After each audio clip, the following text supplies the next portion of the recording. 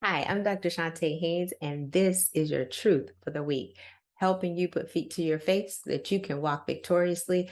I'm going to give you, in 5 minutes or less, the simple steps to praying without ceasing. The first step is you're going to have an attitude of dependence upon God.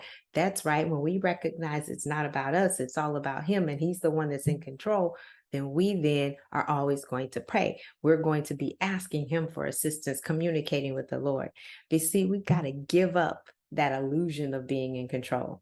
We have to give up the right, or what we think is the right, to be in control. When we no longer have that illusion and we recognize that we're not in control, then we're going to reach out to Him. Every single circumstance, we're going to ask God for assistance.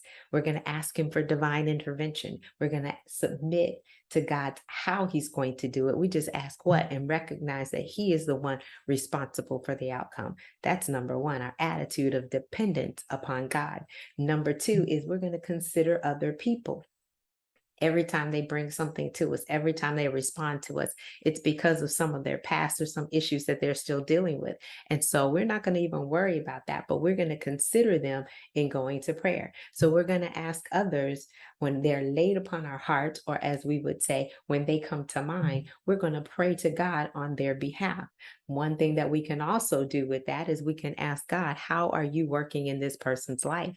That gives us an indication of what to pray for. In addition to that, we can simply ask them, what is going on in your life, or what would you have for me to pray for you? How can I pray for you? So we're going to have that right attitude that we're dependent upon God, but we're also going to have that attitude that we're going to consider others. But thirdly, we're going to ask for direction for ourselves.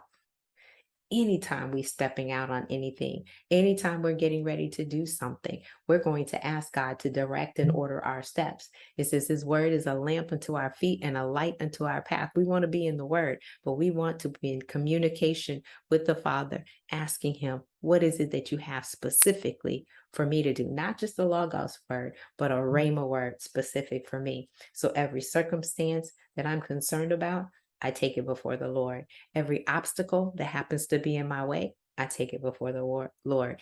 Any frustration that I am feeling, I take it before the Lord. But not only do I take all of those things that seem to be working against me, asking Him for the direction, but I also praise Him for the things that He has already done, the ways that He has made, the blessings that He has given.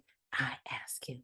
I communicate with Him and tell Him how much I appreciate Him for intervening on my behalf and doing something that I could not even do.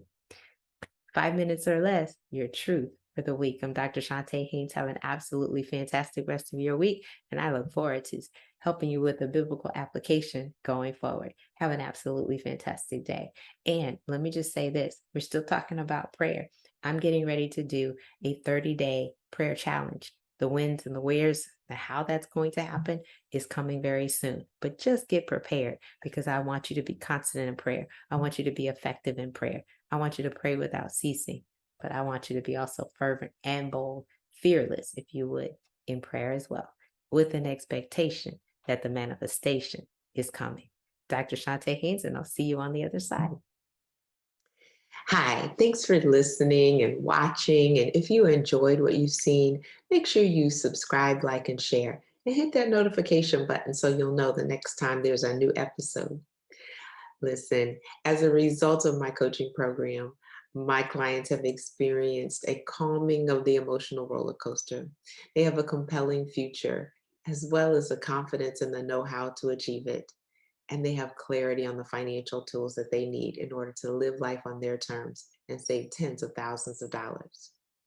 I'm looking for women who are devastated by the double D's, divorce, or death, who want to gain confidence to live life on their terms with peace and financial security. My question is, who do you know? Have them go ahead and book a call with me so that we can get to that compelling future. My heart may be broke, but your bank account doesn't have to be.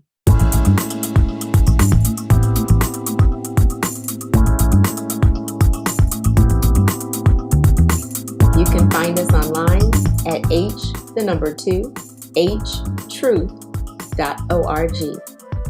At Heart Truth Ministries, we're helping believers live an abundant life, based on God's Word, standing on His promises, walking out His principles, sharing with God's people, serving as unto the Lord.